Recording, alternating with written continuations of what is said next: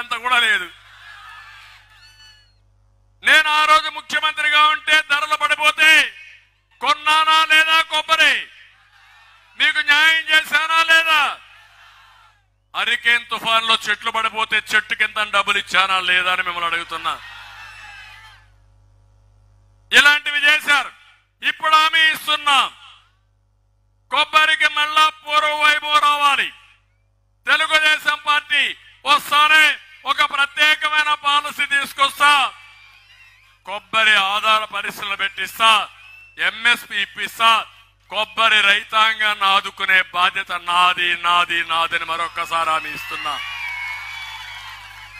ఒక కొబ్బరే కాదు, aqua ventilator పైన ఉంది అక్వా. ఇప్పుడు తమ్ముడు నేను 2 రూపాయలకే ఇస్తానని చెప్పాను, యూనిట్ ఇచ్చా. 5-6 రూపాయలంటే 2 రూపాయలకి ఇచ్చా.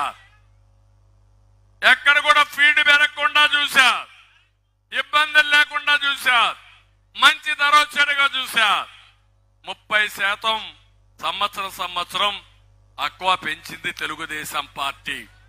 అది ఒక స్మాల్ స్కేల్ ఇండస్ట్రీ మారిగా ప్రతి ఒక్క రైతు 5 ఎకరాలు ఉంటే ఒక 2 కోట్లు 3 కోట్ల రూపాయలు టర్న్ ఓవర్ వచ్చే పరిస్థితి తీసుకొచ్చాం. ఈరోజు ఏమైంది? మళ్ళా 4.5 రూపాయలు యూనిట్ చేశాడా లేదా అని మిమ్మల్ని అడుగుతున్నా. ఫీడ్ పెరిగిందా లేదా అని మిమ్మల్ని అడుగుతున్నా. మార్కెట్ సెస్ 0.25 నుంచి 1% పెంచాడా లేదని మిమ్మల్ని అడుగుతున్నా. ఇంకొక పక్క నీళ్లు కూడా 1000 లీటర్లకు నేను 12 రూపాయలకి ఇస్తే 1000 లీటర్లు 120 రూపాయలు చేసేశాడు. ట్రాన్స్ఫార్మర్ కొనాలంటే ఆ రోజు నేను ఇస్తే ఈ రోజు దానికి ఎంత ధరలు పెంచేశాడు, ఇష్టానుసారంగా పెంచేశాడు. కడాన ఏమయ్యారు? అక్వా కల్చర్ మొత్తం చచ్చిపోతా ఉంది. రైతు వెంటిలేటర్ పైన ఉన్నాడు. మళ్ళీ హామీ ఇస్తున్నా, ప్రత్యేకమైన పాలసీ తీసుకొచ్చి అక్వా రైతాంగాన్ని ఆదుకునే బాధ్యత నాదని మీకు హామీ ఇస్తున్నా. 6 నెలలే ఎక్స్పైరీ డేట్ వచ్చేసింది. అధైర్యపడద్దండి, నేను చేస్తా. మీకు వరి ధాన్యం కొన్నాడా? ఎంఎస్పీ ఇచ్చాడా మీకు? ఒకప్పుడు అన్నపూర్ణ ఆంధ్రప్రదేశ్, ఇప్పుడు కూడా నేను చూస్తున్న కాటన్.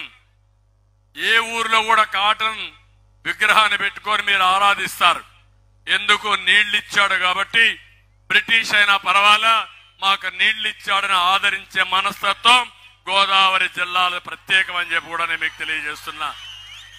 మంచి చేస్తే ఆరాధిస్తారు, చెడు చేస్తే తోలు తీస్తారు. సిద్ధంగా ఉన్నారా మీరు?